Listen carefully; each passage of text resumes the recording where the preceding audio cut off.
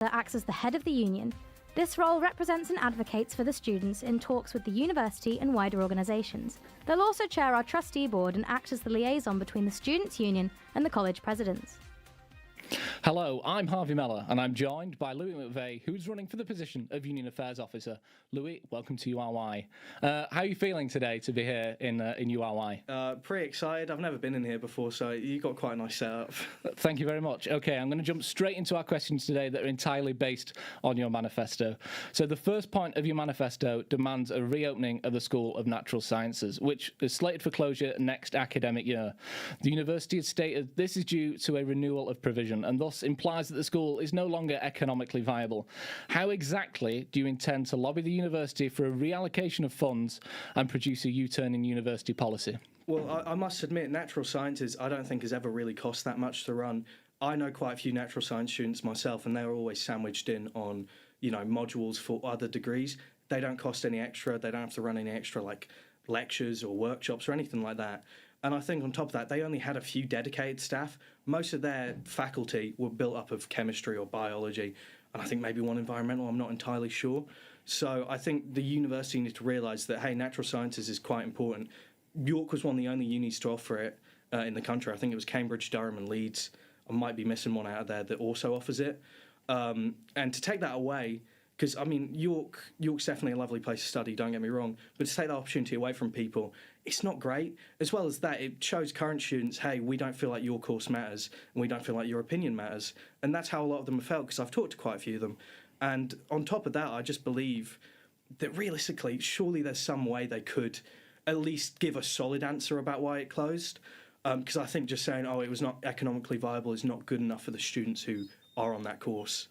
And it's not conclusive.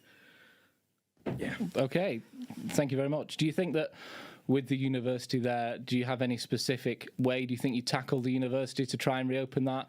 Any points of contact, any campaigns, any initiatives that you think you could reopen natural sciences with? Well, I guess I know they've already tried to get conclusive answers from the Faculty of Sciences, because those are the people in charge of, the course.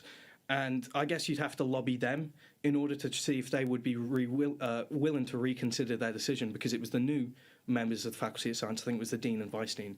Recent additions, relative, I think it was like within a year or so of this decision, close it down, join in. I think they might need to reevaluate why they did it, and that's something you'd have to lobby. Okay, I'm going to move on now. Your manifesto expresses a wish to see the 35-acre lake on Campus East filled in. Now, along with being a home for York's wide array of wildlife on campus, which the university is renowned for, the lake is also designed to balance the water table for both Campus East and act as a runoff from Badger Hill, dramatically reducing the risk of widespread flooding. How do you intend to fund such an expansive project that require a fundamental reshaping of Campus East? I think funding could be gained from sponsors. Who wouldn't love a skate park on campus? There's quite a lot of skateboarders around campus, and the architecture already is quite anti-skater, and I feel like everyone should have their part. Obviously, it would never be insanely big, and I think a lake should still be present, because it's an important environmental barrier to flooding and ensures that the wildlife have an area to live. But I feel like it shouldn't be that big, and there should be an area, and I feel like they do have the space for it. I know the uni is in a bit of financial trouble at the moment, so yeah, sponsors would probably be the best route. So your action plan there would be to gain external sponsors in which they would fund filling in the lake on Campus East? Yes. Okay. The University of York now currently has a student population of over 20,000, and you've suggested that we could replace the university's current bus provider, First Bus, with a single service operated by one person.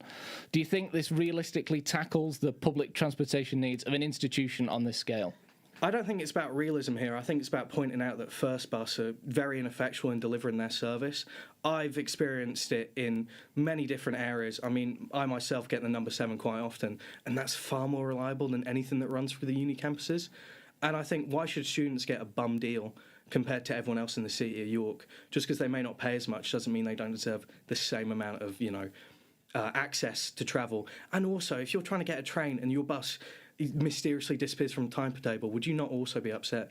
So I think the single person is mainly metaphorical to point out there needs to be something done to truly solve that issue, because it's always going to be a hot issue unless it is tackled. So to clarify for the students out there that will be listening, would your solution still be to, if you were elected, to retain a single person offering one service, or would you seek to see other bus providers, other major public transport schemes across the country? I think other bus providers would maybe be a viable route. I know Arriva also operate in York. York Pullman has been recently taken over by First Bus, so they're no longer an option because they're about to be amalgamated into it. Or maybe York Council themselves could offer some sort of alternative. We've seen councils across the country decide to, hey, let's bring back our buses, such as in Manchester with the B network, and I think a few other areas are following suit. So yeah, I think the council should maybe provide an option because the university is a big pull to their city, and it also increases their economy vastly. Okay, thank you very much.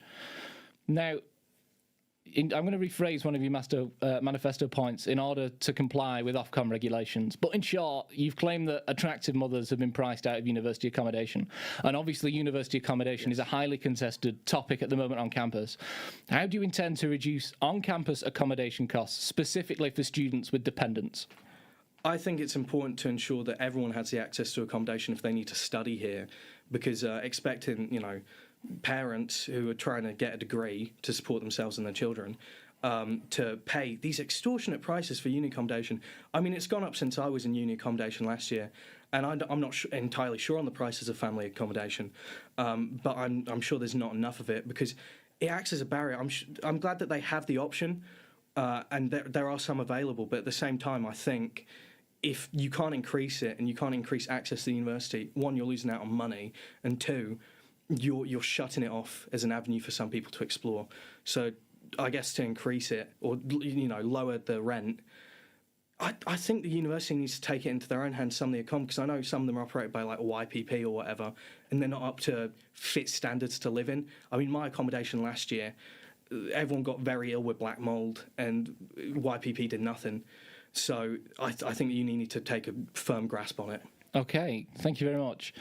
So this is a really important one to me, and I think given the current issues faced by students, like the rising cost of living, real-term reductions in student loans, semesterisation, and a plethora of other issues affecting students at the University of York, do you think, especially in comparison to other candidates, that your manifesto really tackles the most important issues that are facing students today at the Uni of York? I think it does, because what my manifesto represents is what most people think. I've read some of the other candidates' manifestos, and I think they make some really good points, but some of them just seem hollow. At least with my manifesto, you know what to expect, because you know that I'm willing to commit to it.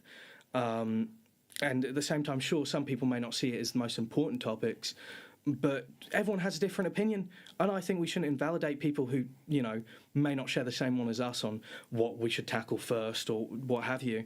And to make it clear, my manifesto, while some points may be mainly metaphorical and represent a wider issue that would obviously be developed if I were to get Union Affairs Officer as a role, I think that it is probably the most important issues that I could tackle. Thank you very much.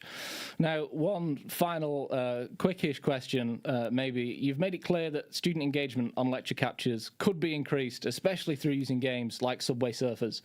Obviously, licensing an application on this scale would be very costly. Do you have a realistic, actionable plan to implement this? I think maybe find a cheaper alternative. There's plenty of games similar to Subway Surfers out there. We live in an age where people sort of need that sort of overstimulation to cope, because I know plenty of people have, ADHD or anything like that. Some of my friends do, and not everyone's medicated, so it's to make sure that they have some sort of way to keep themselves focused, because lectures can be very boring if it's just a PowerPoint. Having something on the screen moving definitely captures your attention a lot more. Okay. Now, just before we wrap up, what is the main point of your manifesto that you want students to remember when they're voting? I think just remember that I am willing to commit to everything I've said on there, and also that, I do want to know where the statue is. I'm sure you all do as well, especially if you've donated. Thanks, Louie. That's everything we've got time for. Up next, it's Jess in Studio Red with our last interview of the night.